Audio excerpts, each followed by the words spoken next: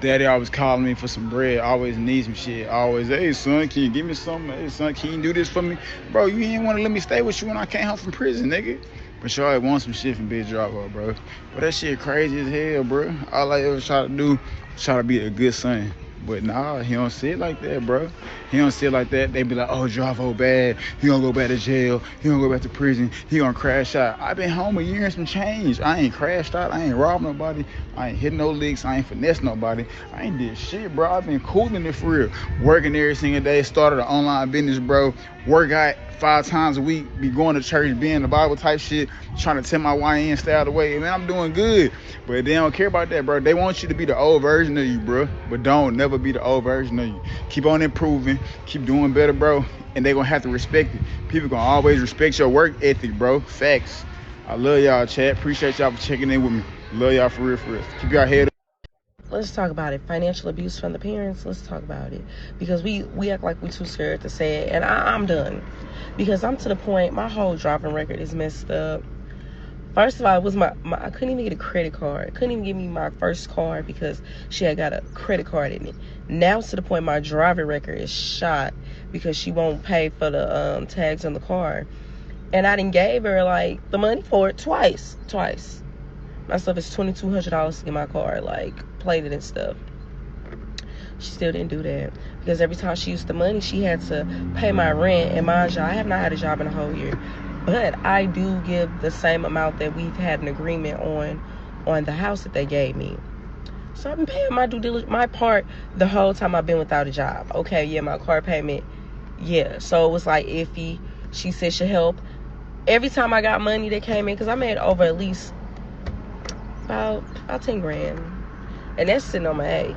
No job, nothing. That's literally me having 401ks put up, didn't know. Like, I had money invested, so since I didn't have a job, pulled it all down. She did nothing right with it. So now I'm to the point, I'm losing my house, I'm losing my car, my license is already at the verge, it's on a halt. And it's just like, I asked her, like, hey, can you pay me $1,000 into like my car? I don't feel like, no, I have to find me somewhere new to stay because they said they'll give me a month-to-month lease. But if you're not paying it on time now, what makes you think you're going to start paying it on time in August? So it's just like, and then she said that she did all of this on purpose to get me to come home. She told my kid's father that. And I'm just like, so you messing up your mama credit, your credit, and you messing up my life, and you taking my money. When I tell y'all, if anybody can help me get out of this financial situation, because literally, like, my kids are getting ready to start school in 3 weeks, and I'm not even gonna have a car or a home to even get back and forth to my new job. Like, I don't even know what to do. I don't know what to do. Let's talk about it. That just sounded like a whirlwind spiral of chaos.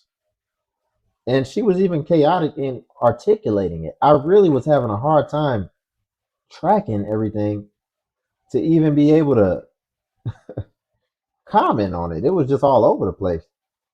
But it sounds like if we just put it into summation, I still don't know. I don't know. Y'all, if you could like the video, I greatly appreciate it. Only takes a second and it actually helps out more than you know. And also if you can hype. I am not gonna lie, y'all. The number one thing that irritates me is this generation of kids not helping their parents. Now, we all have been there. You may sometimes get tired of helping your parents when they down and out, barely making it and whatnot. But when you have kids that really got their stuff together and they making money and they literally your parent is or your parents are struggling and you're telling me that y'all all just can't. How do you know they're making money? I've noticed this a lot of times, especially with people who are close to you.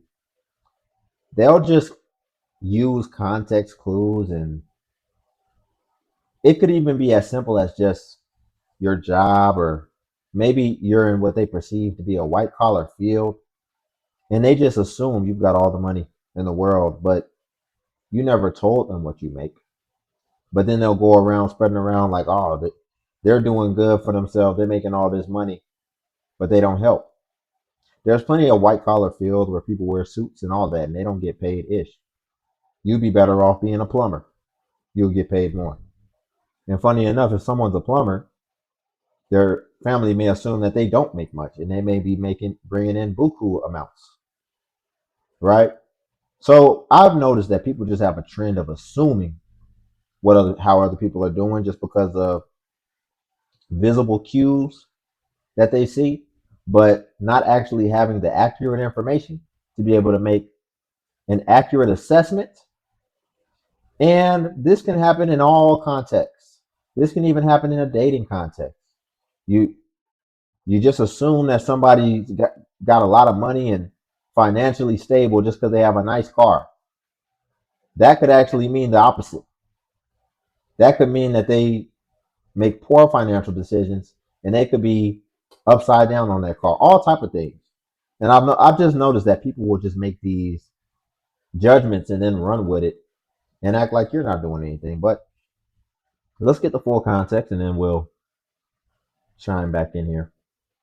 Literally, your parent is or your parents are struggling, and you're telling me that y'all all just can't come together and break bread to make sure stuff is getting paid. Maybe she's just going through something, or he's just going through something, that you just, if you know you are making money, but the only thing you can say out of your mouth is, well, I got my own family I gotta worry about. I mean, we got things and things that we gotta pay too. We all got bills to pay. But if your mama made that excuse when y'all was younger, y'all wouldn't have half of the stuff y'all had. Especially when you're What? dealing with people that when they was younger, they was always late and all that. Okay, hold on. She said when y'all was younger, you wouldn't have had. What if they'd have took that same stance when you was younger? Um, they'd have probably gone to prison. There is no. I'm just not taking care of this kid because I feel like when he grows up, he ain't gonna take care of me. No, you chose to have the child. That's your responsibility. You can't you can't come back on the back end thinking that you handling your responsibility and doing what you were supposed to do, what you chose to do, is now owed to you. You were an adult. And funny enough, it seems like when you were an adult, you had full leeway to be able to make whatever decisions, be it self inflicted or just bad decisions that you wanted to do. And it seems like you didn't have anyone counting on you. So to use that same logic and equate it to them, I feel like that's unfair because what probably happened was you didn't have anybody to take care of when you first got thrusted into adulthood, but now it's you're putting that responsibility on them and they didn't make certain decisions to have to be responsible. So I don't think that's fair. I don't think that's fair. And another thing is I think that was a valid that was a valid thing if someone says I have a family to take care of. Why do people just assume they just know everything about people's intimate details? If somebody, whether it be a son or a daughter, says, "Sorry, I can't help. I have my own bills and my own family that I have to contribute to." You do know the discussion is supposed to stop there. There's no follow up that should happen as far as you then trying to say, what are you gonna say? No, you don't. You got some more money, I can tell. This just sounds crazy. And all that when they was younger, they mom literally or their dad literally worked their butt off and made sure they had everything. May have not been perfect, but they had it all. And you telling me now that y'all adults and your mom or your dad is struggling or your parents are struggling, and y'all telling me y'all can't break bread just to make sure that they ain't out here behind on everything while y'all just really just living y'all life. Y'all just can't give back a little bit. Or y'all have to worry about hearing it. Like your parents gotta worry about hearing you complaining. Like I help my mom all the time. And don't get me wrong. Sometimes I've done gotten frustrated and stuff, but she's still gonna get helped. Like I just can't. That's your prerogative. Go ahead, do that. But to try to say what other people have to do when they really don't have to do that. They're the kid. They're not the they didn't decide to take on a responsibility. So I think we need to not have the expectation and entitlement to it. If it happens, that's good, but it's not you're not entitled to that ultimately as a parent. There's literally that relationship for a reason. The relationship between parent and child is traditionally where it's understood that the parent takes care of and provides for the child and raises the child with the intention of raising that child to be able to fully take care of themselves, not to then reverse back and take care of them. But in my community, it's like the lottery, right? Where if you have one kid that just has massive success, they're supposed to come back and double back and then spread that with everybody, and they're supposed to be like the chosen one. No, that's not how that works, and that's not what necessarily is supposed to happen. They're supposed to be able to continue to build on from there, and if you do certain endeavors, maybe it could be possible, but it's not to be. It shouldn't be expected when you raise a kid. You should just be happy for their success and feel like you're owed nothing. That's really how that dynamic is supposed to go. I'm speaking for the people who cannot rely on their parents. Grew up watching your parents struggle. You hated every part of that. And everything you accomplish, you want to make them proud. You want to be able to give your parents the world. But damn, I got all these motherfucking bills, and I see what it's like to be in your position. My car note, my rent. Mama, daddy, if you got it to give to your parents, please give to them. Also, you gotta think, motherfucker. Don't go broke. Now you assed out with your own bills because you trying to help your parents. Because it's really not your responsibility to be trying to save their ass all the motherfucking time. You feel me? Especially if you can't go to them for nothing. It's supposed to be the other way around. When's the best time to give and when's the best time to just say, I ain't got it right now. Don't ask me for no motherfucking money. Bless me to be a rich nigga someday so we ain't got to worry about that shit no more. Till then, mom and daddy, we got McDonald's at home. Don't ask me for a goddamn thing. Shit. Yeah, that's exactly what I feel. I feel like it can be more simple than that. If you need a framework, if you need a rule of thumb, it's simply this: you don't start pouring into other things until your glass is full. You don't start pouring. No pun intended. You see the overflow behind me. Until your glass looks like this scene behind me, it's just a good rule of thumb. Don't start pouring into anything else, because then that can stop your momentum and actually cut you off. Notice I didn't say when your glass is half full or almost full. Until your glass is full, then you don't start trying to pour into other things because it will take away from your glass ultimately. So if you're at half and then you pour into something else, now you're now you're pretty much at the bottom again, full, and then you can pour some, because one of the main things is like the first time a lot of men try to get successful, the first thing they want to do is go buy a whole house for somebody. You done bought a whole house. That's the first thing you do. A house. That's going to take away significantly from your glass. And, I just feel like, again, that's not the dynamic. That's not the way it was supposed to be. That's not the way that it's meant to be.